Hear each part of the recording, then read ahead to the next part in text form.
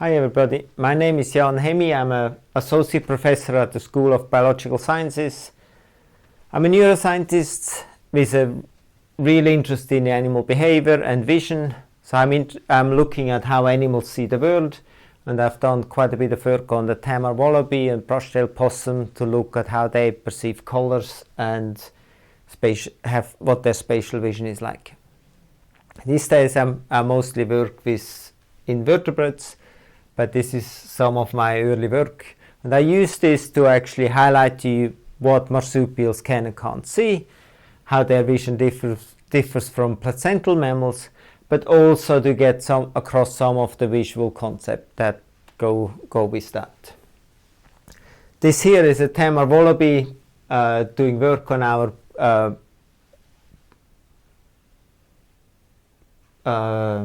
apparatus to look at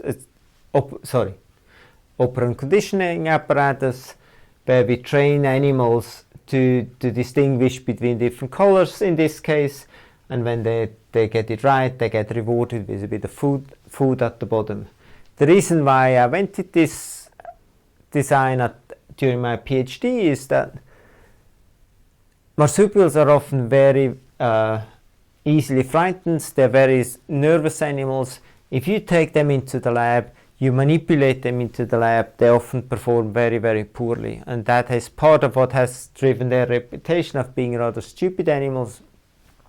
And that's not because they can't do the same learning task other animals can, but it has a lot to do with that they're just too frightened to concentrate on your task. I've learned that the hard way during my PhD. I did experiments on trying to figure out how they see gratings, so how good their spatial vision is. We'll get to that a bit later. And that took forever because I used the big maze where I trained the wallaby to come in, and then it made a decision, and I had to make sure the wallaby goes back out. I changed my equipment, and they had to come and do it again, and that was really laborious. And when I wanted to look at color vision, I realized I need something a lot more efficient. So I developed this apparatus, which was fully self-contained, and I placed it in the animal's environment. They were in an outdoor enclosure in social groups.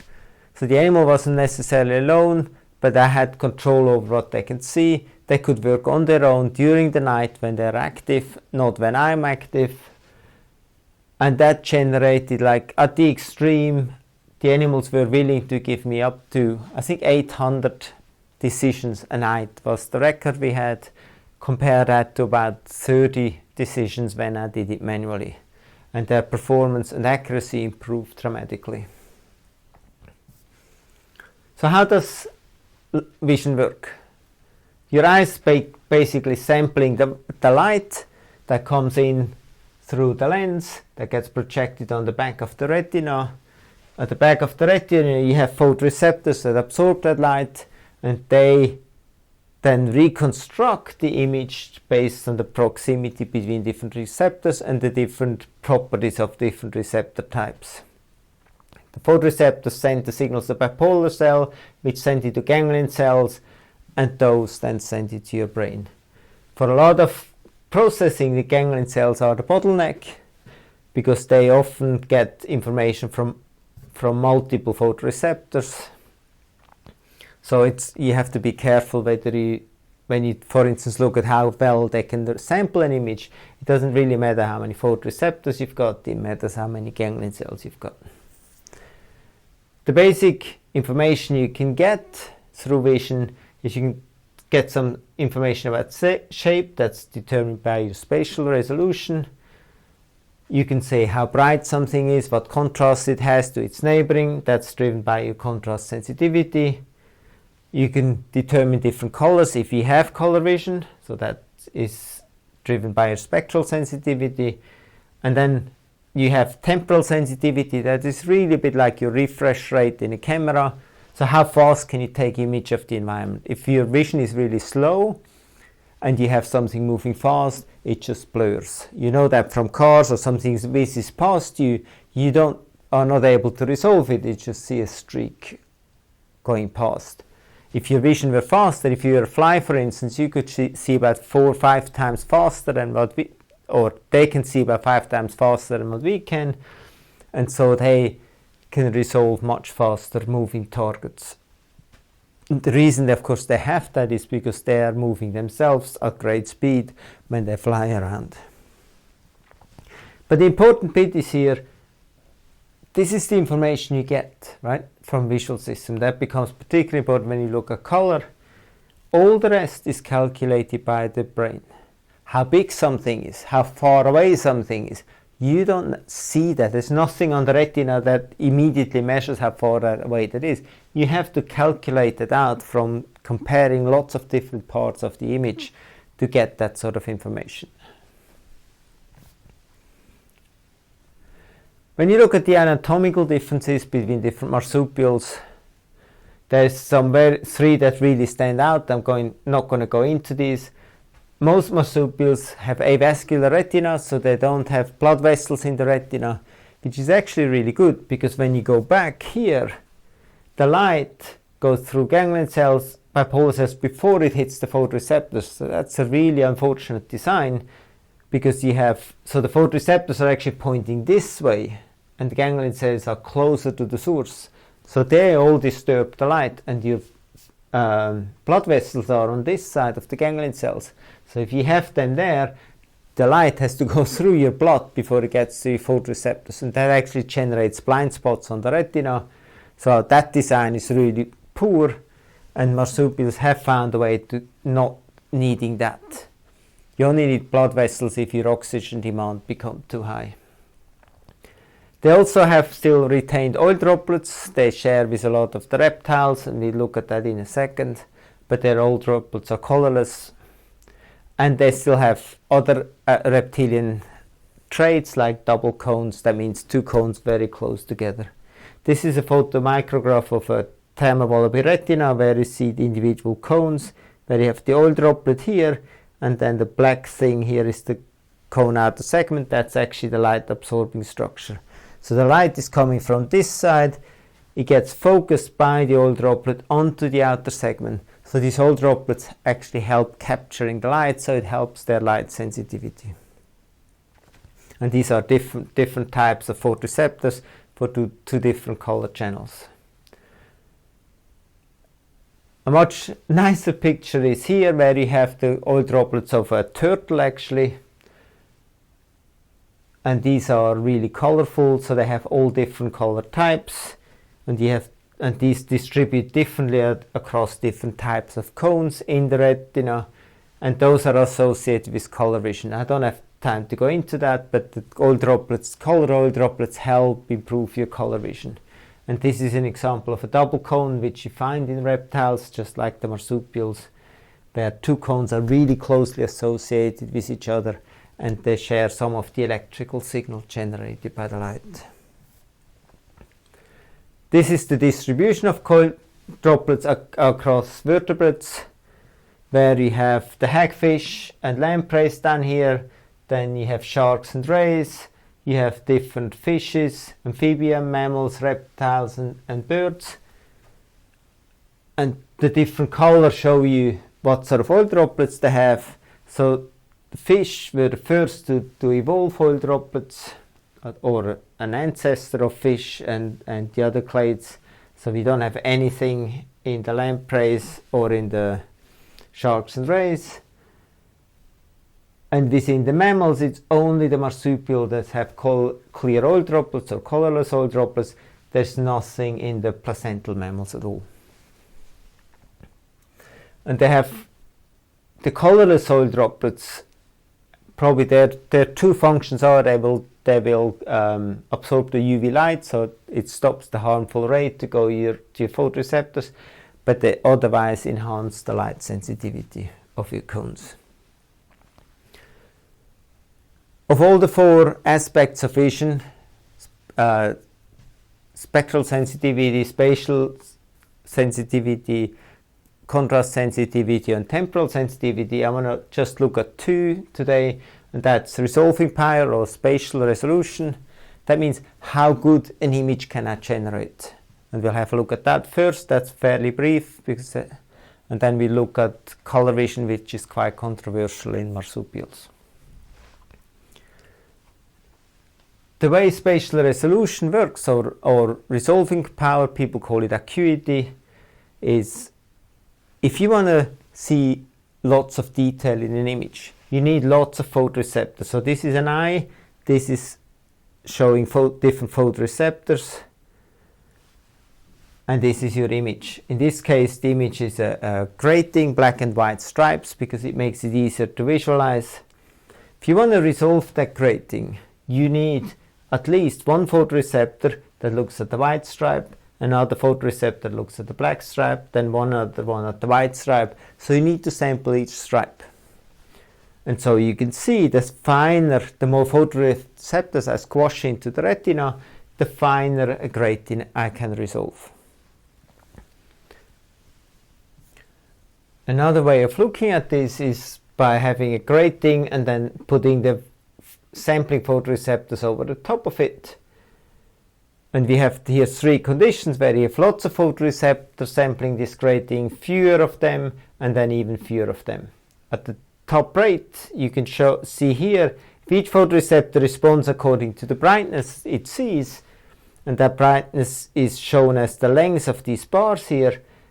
If you have lots of photoreceptors, it's easy to reconstruct the brightness of that image, right? You see the grating shape here, which is the same, or the sinusoidal shape of that brightness of that grating. If you drop the number of photoreceptors you use to sample it, you can still reconstruct this, because you have one for each dark bar, one for each bright bar, and so on. So you still see the right image. If you have even fewer, something weird happens and your image gets really distorted. So undersampling, when you don't have enough photoreceptors for the image you look at, can produce some very strange results. And these lead to distortion. It's often called aliasing.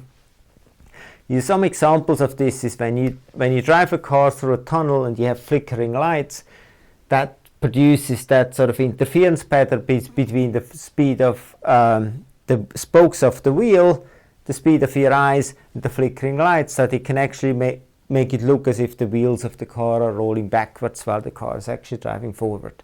Same is happening with movies. When you get a movie is composed of individual frames, just like this sampling here, but just in time, and that can produce this aliasing that can make it look as if the car's wheels are going backwards. So the point of this really is that you need enough photoreceptors to sample that, and you can measure the number of ganglion cells a photoreceptor an animal has, and you can predict how fine a grating they can resolve.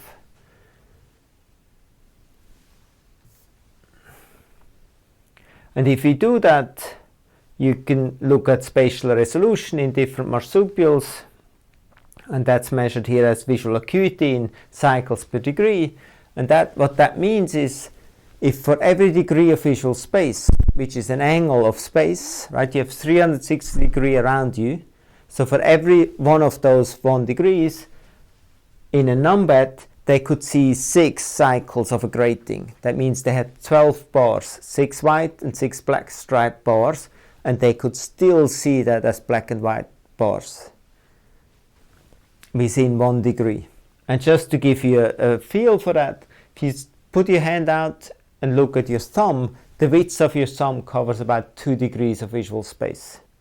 So a numbat in the width of my thumb could see 6 times 2 cycles of a grating, so that's 24 stripes, 12 of them white, 12 of them black. You look at that, the American opossum can only see 1 cycle per degree, so they would only see 4 stripes within my thumb. And you can imagine how poor that resolution is, or how poor the images they get from that. A Tamar wallaby has about 6 as well, brush-tailed possum a bit less, the native cat has about 3 cycles per degree, and the fat-tailed dunlop, which is shown here, about 2.3. So their vision gets progressively poorer, and a lot of this is because the animals are getting smaller. Small animals have smaller eyes, and they cannot ever generate the same sort of visual resolution as big eyes. the way this result has been measured here is they put donors on a jumping stand, and the donor was trained to jump either towards a grey or onto a grating. And if you now start with a coarse grating, the donor can see that this is a grating and this is a grey. But if you make that grating finer and finer and finer and finer, there comes a point where the contrast gets totally lost. And all they see, instead of black and white bars, they actually see a grating, see a grey background. And they cannot distinguish the two anymore, and so they don't know where to jump. And you can measure that, and through that figure out how good their vision is. I'll show you another example in a second, which we used in the wallabies. But to put this into context, remind you this is a logarithmic scale here, where we have the tamer wallaby here. There are about 6 cycles per degree. That's actually better than the vision of an African elephant. It's better than a bottlenose dolphin. Here we've got the koala, the spats. Pigmented rats are really poor. They're about 2 cycles per degree. The opossum. But look at this, the albino rat, it actually falls off the chart there, so their vision is so poor. And that's an animal that's often used for visual tasks in laboratory settings, and yet they're basically pretty close to blind.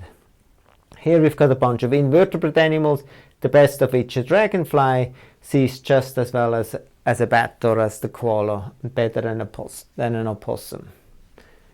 On the other hand, here there's just a few examples. There's a bunch of lizards here, they're similar resolution as we are. Chicken are a bit better, a lot of the birds are relatively good. And then you have the wedge-tailed eagle as at the top of here, and those are about 3 times better in vision than a human eye. The way you can put cycles in degree into distance is if you double the cycles per degree, that means you can resolve the same image at double the distance. So if an opossum has 1 cycle per degree, it has to be 6 times closer than a wallaby to get the same visual information. This is just to illustrate how you can measure that. It's just like the jumping stand for the donut. We have 2 fields. We have a grating and we have a grey as a control. And your task would be to tell me where the grating is. You randomize this over time and you keep asking the same question. And then you make the stripes thinner and thinner. And that makes it harder and harder to distinguish. And you go thinner and thinner and thinner. And then comes a point where you cannot actually tell the difference anymore between the two. Doesn't work super well on a monitor because the resolution is not quite good and our eyes are pretty good, so you can probably just still see that there is a difference here. But if you did in real life, it would actually fall apart. So marsupials are actually not that different to other mammals in terms of their spatial vision. That's all the same. But what about color vision? Are marsupials trichromatic? You probably might not even know what trichromatic is, so we'll spend a bit of time actually looking at how animals see colors, and then we'll revisit that question. But to take this up front, there is a bunch of marsupials that have been claimed to be trichromatic, which means they have color vision based on 3 types of photoreceptors, just like you and I, whereas wallabies and brush-tailed possum have very clearly been shown to be only dichromatic, so they have poorer color vision. Sometimes people call that color blind, but they still have 2 types of photoreceptors. They still see color, they just don't see color as well as we do. So I want to get to the concept of color, and then we'll revisit that, whether this is actually true or not. The evidence for trichromacy comes from a study that's mostly been done with microspectrophotometry, where people measure the spectral sensitivity or the color response of each photoreceptor. So this is one of these measurements where you have wavelengths at the bottom. So that's differently colored light, monochromatic light. There's only one particular color in this light. you shine it through an outer segment of a photoreceptor and see how much of the light it absorbs. If it absorbs a lot of it, that means it's very sensitive to it, it will see it well, you get a big peak here. Don't worry about the bottom line, this is just some technicality of the recording. And what you can see is that the honey possum and the white-tailed dunnard have 3 different types of cone photoreceptors, and they have rods as well. Rods are the type of photoreceptors you use at night. They're not involved in color vision, so you can ignore this, but they have 3 different photoreceptors, so they should have trichromatic color vision. Again, before we go on, put that into perspective, a lot of animals used to have 5 different types of photoreceptors. So the beginning of vertebrates, there used to be 5 photoreceptors, and then slowly that got modified. One turned into a rod, and the rest had just 4 photoreceptors. So the jawless fish, they still have all 5. The sharks and rays have, well, the rays and skates have 3, so they are trichromatic. Sharks have lost 2 of those, so they have only 1 left. That means sharks can't see color at all. Bony fishes often have 4, amphibians have 4, birds have 4 to 5, reptiles have 4 to 5, and then mammals lost 2 of them as well. So most mammals have only 2 different photoreceptors left, plus the rod. And then old world monkeys, including us, has re-evolved the 3rd photoreceptor. And so they are trichromatic, these are dichromatic. All the marine mammals are actually monochromatic, so they can't see colors. And marsupials are meant to have re-evolved the 3rd photoreceptors and be trichromatic as well. So, what is color? Color is actually, as I hinted to at the very beginning, a concept. It's reconstructed. It's not something you see straight away. And that means colors are actually subjective. It depends how many photoreceptors you've got and what sort of neural equipment you've got to deal with that, to calculate colors out. We'll go into that a little bit. The basic way this works is the following. I use a human vision to show this. So we have 3 different cone photoreceptors. You have a blue one, a green one, and a red one. They're actually not very different in humans, which is very unusual, but doesn't matter for this purpose. This is the visual input we give this visual system, right? And now each photoreceptor type has a different spectral sensitivity. If you take the blue one, or the S cone, short wavelength sensitive cone, you get this image. Blue sees blue colors really well, so it sees this fruit here pretty well and relatively light. It sees the whitish fruits which have all colors in it, which includes that banana here, that lemon, sees them relatively bright. It really doesn't see the dark, the sort of yellow, almost orangey ones, or the red ones. It doesn't see well because red sits out here where the blue photoreceptor is very insensitive. So it will produce, if you had only that, that's what be the image you get. There's no color in there, it's just brightness differences. Each type of photoreceptor doesn't see color, all it sees is different levels of brightness. But different photoreceptors see different levels of brightness.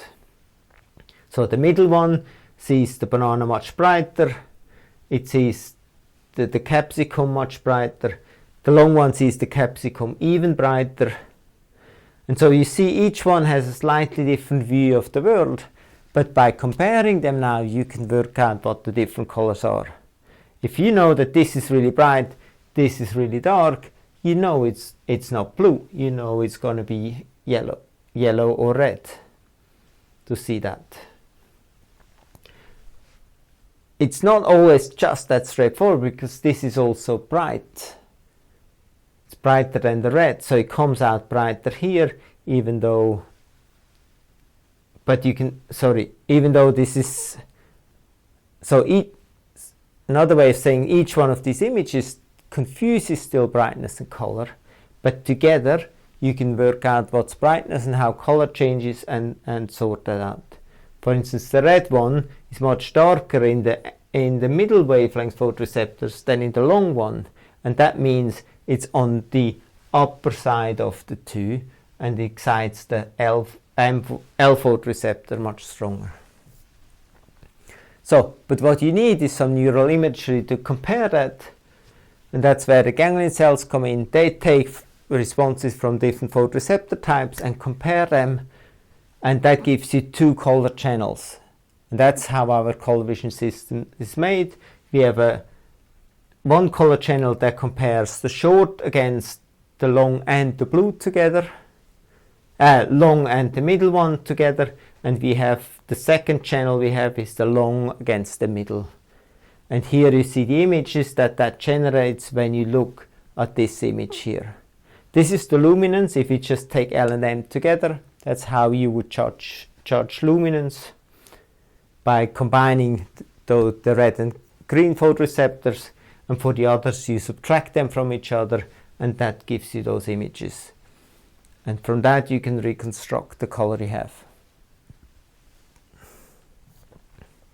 So, how do you actually test for color? The defining feature is that you need to be able to distinguish two different objects based on their color, independent of their brightness. Only then can you be sure that the animal is actually able to make these calculations I just talked about. And we've done that in the Wallaby using our machine, and we trained them to do different lights, a blue and a green, and then we varied the light of the green in intensity, and that's shown on the x-axis here. So this actually, in this case, it's the blue, the 450 nanometer is a blue light. We varied the intensity of the blue for this animal, and we also varied the intensity of the green, and this is shown as a different combination. And the intensity changed from 0, being you don't show it at all, to it being 500 candela per square meter, which is a really bright monitor. And you show all these 25 combinations of that, and you ask the animal to distinguish that. Now you can imagine if they use brightness and you change both this from really dark to this really bright to the opposite, they would confuse them at some point. They couldn't always pick which one the right stimulus is, and of course you randomize everything and make sure it's nicely balanced. And what you can see here is that the animal could distinguish all colors from each other except two. When the green was black and the blue was black, that's really our control, right? It's black on black, and the animal just scored up 50%. That tells us that our machine is working. What it couldn't do is the very dark blue light and the black green light. They couldn't actually tell this apart. But that's okay, that is not really a problem. And everything above this dotted line here shows you that statistically significant result. The second animal, we did the reverse training, and this animal could actually statistically distinguish all intensity combination except black on black. So that's about as good a proof for color vision as you can make it.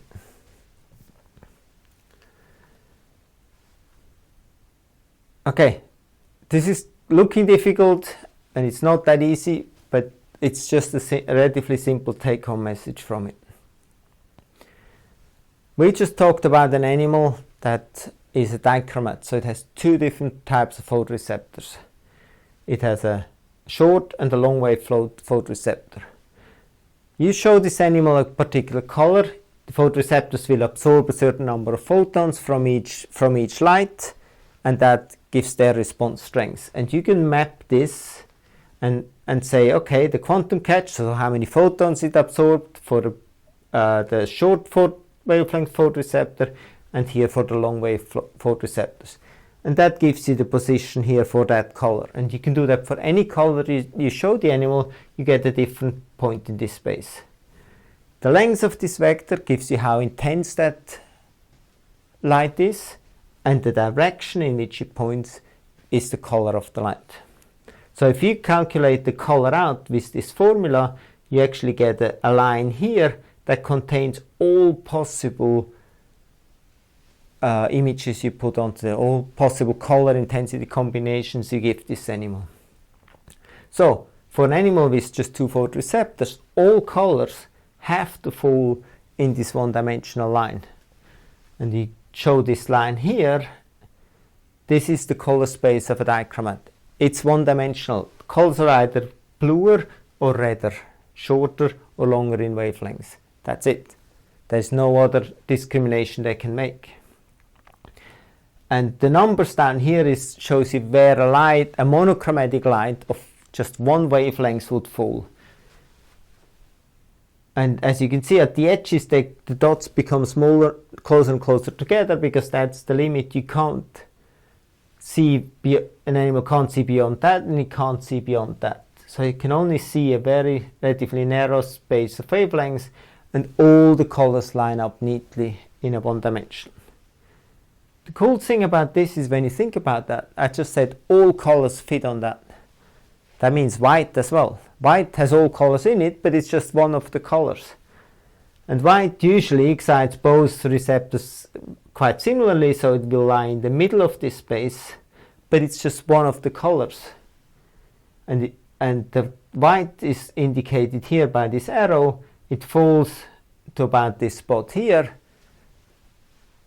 And that has a very similar ratio, similar position as 480 nanometers. A particular bluish blue-green color.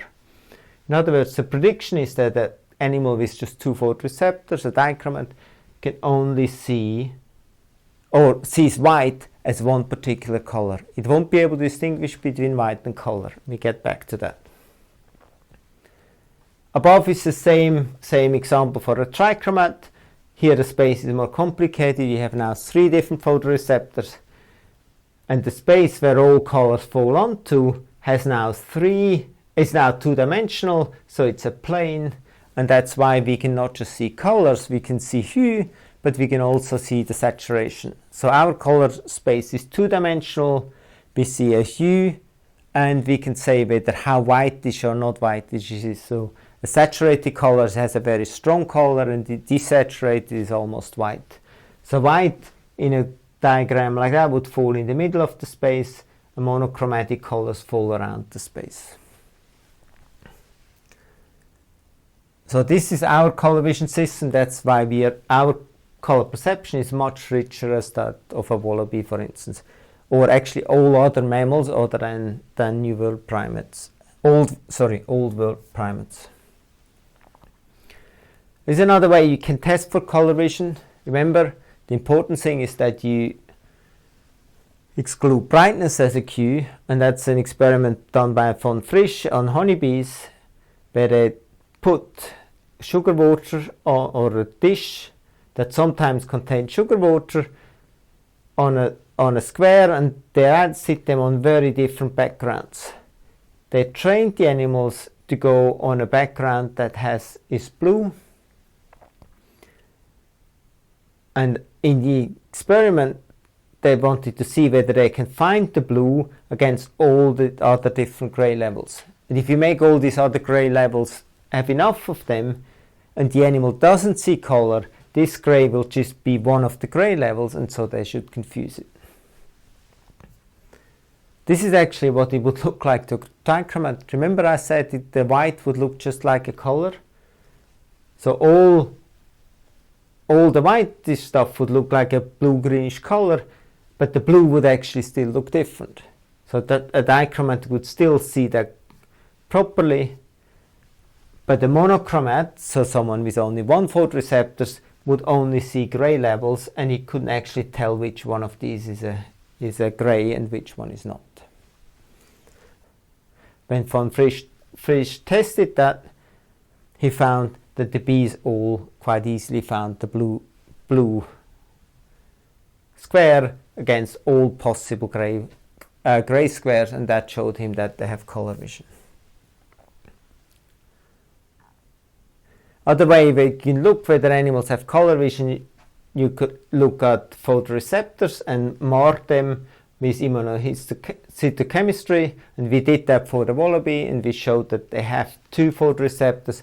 We went actually to great lengths to make sure that we didn't miss any. So if we labeled with something against the middle wavelength cones and something against the short wavelength cone, we labeled every single cone, and nothing was double labeled and nothing was left out. And that showed us very clearly that there only had 2 photoreceptors and should be dichromatic. While doing that, we found something also really cool in their vision. This is a map of retinal ganglion cells. The density of, remember, and the density tells you how fine a grating they can see. So their vision is not uniform across the visual field, but it shows a streak. So they have on the horizon, they have lots of ganglion cells, so they get very good vision just out in the middle of the visual field. They have really poor vision looking up at the sky, and they have this ventral visual field is actually projecting up the sky. This is relatively good, but they have very poor vision just straight down in front of them, presumably because nothing much is happening. This is quite common phenomena you see in a lot of animals that live in open plains. They have this visual streak because it approximates the horizon where most things happen that you can see. So you want to concentrate your resources on that horizon to make sure you can keep your eyes small. And this is a feature you see in lots of animals that live in this sort of environment. Here is an Arctic fox, a grey wolf, a rabbit. They have very, very strong visual streaks because they live very close to the ground. But the deer as well. If you look at an animal like the rat that doesn't just live in an open environment but goes through a much more three-dimensional environment, or the same as a bird, a honey eater in this case, their distribution of ganglion cells is very different. So they focus just like we do. They have one spot where their vision is very good, and then it drops off in all different directions. So we don't have a preference for this plane because we don't live in an open plane. Right, so how do you actually now go and prove? I showed that wallabies have color vision, that's pretty clear. How do you show that they're dichromatic, that they only have 2 and not 3? One way to do that is to test how good you are at comparing colors. So if you show 2 stimuli to an animal and ask them to distinguish that, or a human in this case, they can easily do it when the 2 stimuli are different, and you make them more and more similar. And you go and ask, how close can I make them before you can't distinguish them anymore? And that difference here in wavelengths is shown on this side. So humans, we can see about a difference of 2-3 nanometers at certain points. So colors can be very, very close together. And this is, the dotted line is a normal human trichromat, and then you have all the different anomalies to the point where you have a proper protanope, a human that has only 2, one of the medium and the short wave photoreceptor, and they get a very narrow field, narrow range of which they can make these wavelength discriminations, and they are much poorer. So the biggest advantage of having 3 photoreceptors is not actually that color vision is much better. It is a bit better, but not that much better. But the big advantage is you get a much broader range of colors you can see. And you can test that. And if you test the Tamar wallaby and ask them to do these discriminations, in this case it's always 20 nanometers apart, they choose correctly or over only a very short narrow range and not particularly good. So this narrow range is a very strong indication that they are dichromats, and this is the 2 photoreceptors they've got, so they can see well in this range where comparisons are easy. Okay, the other point which you can use to show that an animal is a dichromat, you can look for the null point. Remember what we said, dichromat is confusing white light with a particular color. When I trained wallabies to do this task, they were doing something really funny. I was actually trying to train them to pick the white light against the colored light. And what the animal did, they had this all nicely randomized, So I had white against any one of these colors, and I always rewarded them for if they picked the white light. What turned out is that they were very good at doing that when the light was below 480 nanometers. They were actually not just bad, but they avoided the white light when it was above. The color light was above 480 nanometers or 485 nanometers. What that indicates is that they, just like you would expect on a one-dimensional color scale, they judge colors relative, not absolute. They just learned that they have to pick the shorter of the two wavelengths, and that's what they tried to do, and that worked for the blue colors, but it didn't work for the long colors. And I trained the animals over and over and over. I could not get them away from that. But that's pretty strong evidence that there is actually a null point sitting in this mid-range, just as you would predict. And to make that point a bit stronger, we have the same result here again. The bars here are just so you can orient yourself. And now you can replace the white light by 560 nanometer light.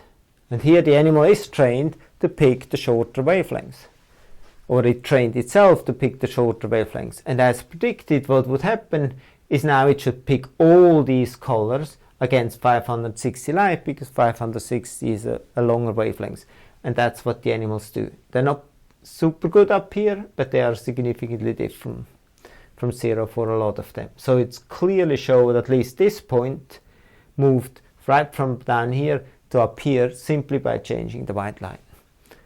You could also put in a long pass filter, which means you cut out all the short wavelengths, all the blue light out of the white. That makes it similarly more reddish. And again, that point jumps up from below to above. And here the prediction is 15 nanometers shift in the null point if you do this manipulation, and that's exactly what you get. If you go the other way, you cut all the red light out of your white, it should shift the other way. But actually it's hard to do, and it only shifts it by a few nanometers, the prediction. But you do actually see a drop in this. They get better here, and this one starts to drop down. So it's also consistent with a null point in the middle. This is just another way of looking at this null point. If you have a dichromat and you show how well they can distinguish colors from white, they're just like the wallaby, like I expected. They can do it for a lot of the wavelengths, but there is one particular wavelength where they just can't do it. And the wallaby just showed you, instead of that, they showed you this, and then they reversed that down there by using a relative color scale. This is not something particular to wallabies. That has since also been shown in horses, but has not been found otherwise, but probably because people didn't really look for it. Why it's so much strong in the wallaby, I don't really know. So for us, we have two bumps. For the dichromat has two bumps and a trough. A human with three, you can still see the influence of the three photoreceptors, but you get two little peaks, and you never go down to zero. We can see all the colors, and we never get fooled by the white light. And if you have a tetrachromat, so we have four photoreceptors, you get again a much bigger range of wavelengths, again of which you can make discriminations, and you're better overall, but you still can see the four peaks based on the four photoreceptors. So we had another go at actually testing those animals. We built a new box and we trained this animal for a very long time.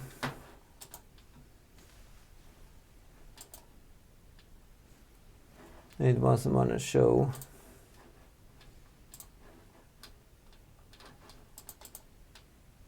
Okay, doesn't want to show. Doesn't matter. It was going to show how the wallaby chooses the stimuli, and it's quite starting to see how they just cannot distinguish between the white and the blue-green light. But we did this for a lot of a lot of weeks, and eventually the animal got so good, and suddenly when it actually learned the task to do an absolute one instead of that relative color, it performed 1439 trials in just 6 nights, and that's the result we got. You got a very, very clear null point. The animal could easily do all the discriminations against white, except in one particular spot. And that's very clear indication that they are dichromats and not trichromats. So, does that mean wallabies? We've actually done the same thing for possums. Does that mean wallabies are different to the rest?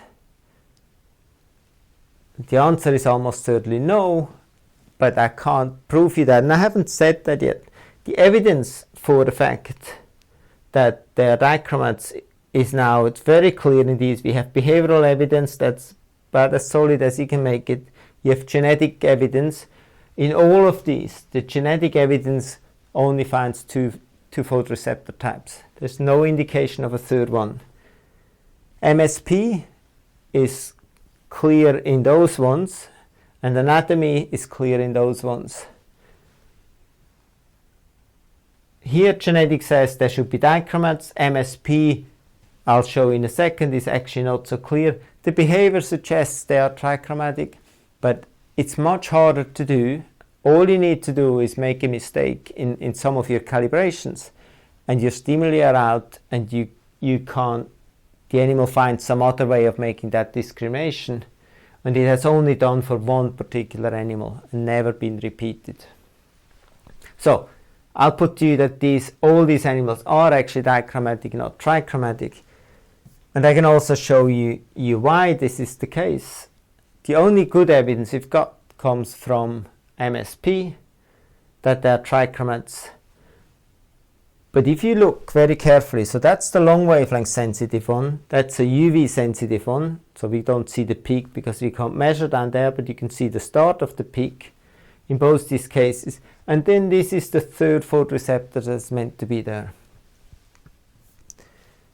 But if you look very carefully, I put in these lines, this photoreceptor here has exactly the same spectral sensitivity as this photoreceptor there, and the same in this case. So in all those animals, in actually 4 of those species that have been looked and has been shown they have 3, all of those, the middle wavelength sensitive photoreceptor, which is meant to be a cone, is actually the same as the rod. So they correlate, and they change. The rods actually change in these animals. They're not always the same, and the middle one just correlates perfectly with that. I know that this is wrong because I've done these experiments myself. If you actually look at this doesn't look like a cone. It has an oil droplet, and that's or it looks like it has an oil droplet. But this, I would suggest, is actually a rod that's been broken off. And then you break one of these rods, it becomes short as the cone should be, and the fluid of inside the cone leaks out and forms a refractive body in the water that looks like an oil droplet. Why do I think that? I've done this experiment when I just came out of my undergraduate degree. I went to Melbourne with someone to do MSP on the wallaby retina. I had no idea about physiology. I got trained up. I did all these measurements, and I got lots of these cones that look exactly like that. I was all excited. I took lots of measurements, and I found they're exactly the same as rod every single time. And when I then looked a bit more careful what they are, it became very clear to me that they're not actually cones, but they are rods with broken off outer segments. So given the genetics, and the only 2 marsupials that have actually been tested for dichromacy did turn out to be dichromatic, I think it's very strong evidence that no, marsupials are not trichromatic. They are just like all the other placental mammals and see color from just 2 photoreceptors. This is just a final little aside. You may have heard some of these that made a buzz couple of years ago, I think, where people showed that a lot of mammal, particularly marsupial fur, has a fluorescent glow. When you shine UV light onto those furs, they give a reflectance, sort of a yellow reflectance back, which means it's fluorescing, so the fur absorbs UV and elicits green light. And that has been clearly shown, and that is clearly the case. And it has even been shown that there is some correlation with how nocturnal an animal is and how much this is happening.